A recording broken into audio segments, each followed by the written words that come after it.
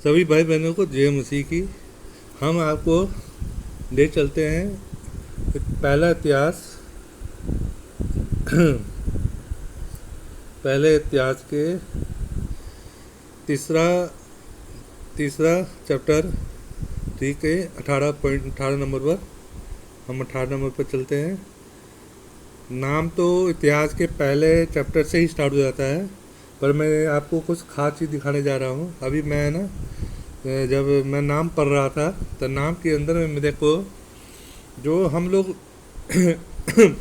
हम लोग नाम पढ़ते हैं कि ये इसका नाम है याकूब, नया का पुत्र आसिया, उनका पुत्र का नाम ये है।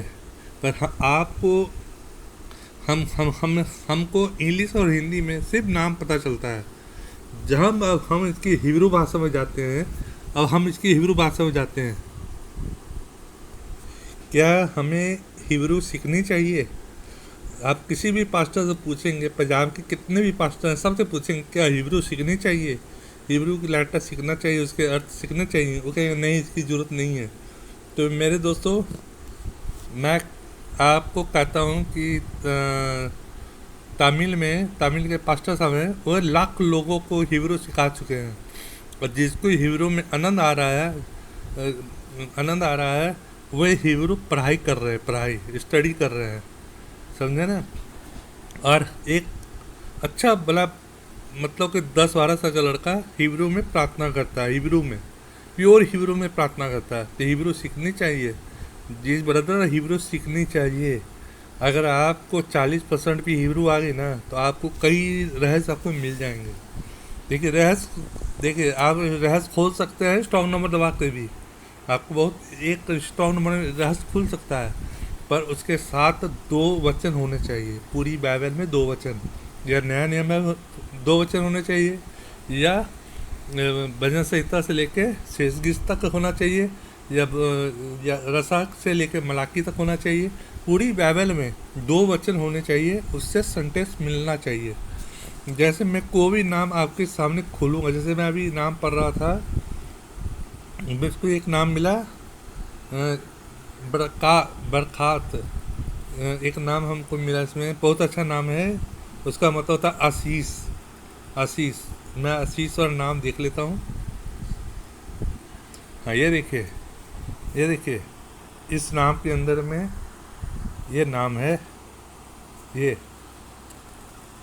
बरखात या ये देखिए, ये 2 पॉइंट है, इसको बोलते हैं या। पूरी बाइबल में आपको भविष्य भजन संहिता में या मिलेगा, या की स्तुति करो, या की महिमा करो, या की स्तुति करो, महिमा करो, ये आपको मिल गया। अब हम ये जो हम वर्ड पढ़ते हैं बरखात, इसका क्या अर्थ है, ये हम इसका स्ट्रॉन्ग नंबर दबाने से पहले अगर आप थोड़ा सा मेहनत करेंगे तो आपको आनंद आएगा। अगर इसको खोल देंगे, स्ट्रॉन्ग नंबर दबा देंगे, तो आपको इसका पूरा रहस्य मिल जाएगा। ये जो वाई ये एच है ना, इसको कहते हैं या की स्तुति को। या कौन है? यहोवा, गॉड, एलोहिम है, एल एल ठीक है। तो ये है, इतना तो हम सभी को आपको याद हो गया होगा कि एक छोटा सा योद होता है और एक होता है खुला हुआ एच, ये खुला हुआ हे है। तो ये वर्ड को मिला के होता है या का मतलब या की सूती को। अभी प्रखात है। जब मैं फर्स्ट टाइम हीरो मैं फर्स्ट टाइम जब मैं पढ़ रहा था, मैं हीरो जब मेरे को फास्टर साहब ने बोला, तो मैं उसके अंदर में रहस्य खोजने की कोशिश करने लग गया। अब मेरे को 6 मिनट लग गए। तो अचानक पास्टर से कहते हैं, वेल्टियर सब कहते हैं कि इतिहास के पहले चैप्टर से कई नाम हैं, किसी के 25 नाम है, किसी के 100 नाम है, उसको आप हिब्रू में लिखने की कोशिश कीजिए, आपको हिब्रू की थोड़ी सी नॉलेज हो जाएगी। जब मैं हिब्रू की नॉलेज ले रहा था, तो मैं पढ़ाई करना चाहता था, मैं चलो लिखूँगा, तो मुझे उसके अंदर हमें 2 रहस्य मिले। अभी मैं सवेरे मैं पढ़ रहा था तो मेरे को 2 रहस्य मिले। पहला रहस्य मिला है नीचे वाला बरखात, और दूसरा रहस्य इसमें मिला, इसमें दूसरा रहस्य, ठीक है। अब इसके साथ हमको 2 वचन देने हैं, 2 वचन, और हम आपको दो वचन भी देंगे। ठीक है, या का मतलब जिसमें या लगा होगा, देखिए इसके अंदर भी या है।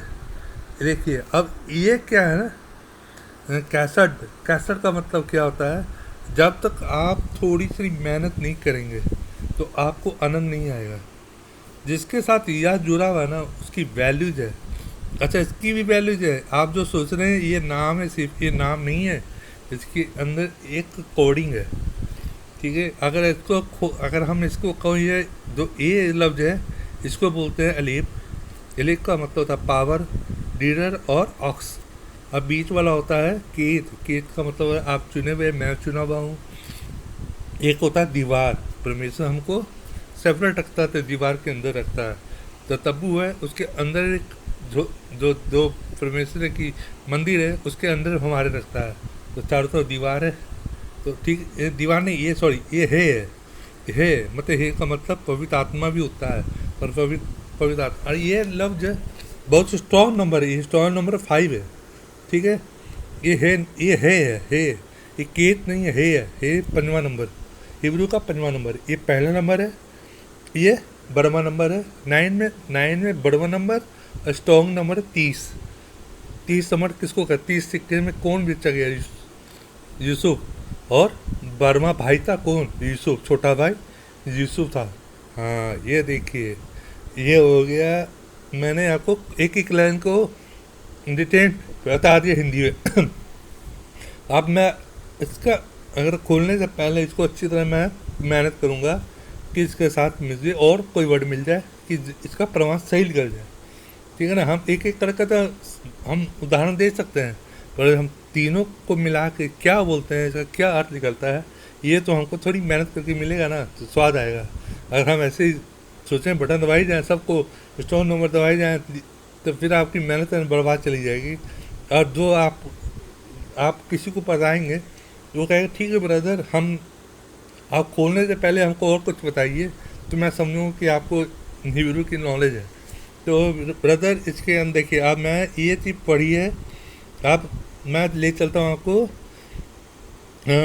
नीति वचन 3 का 33 में।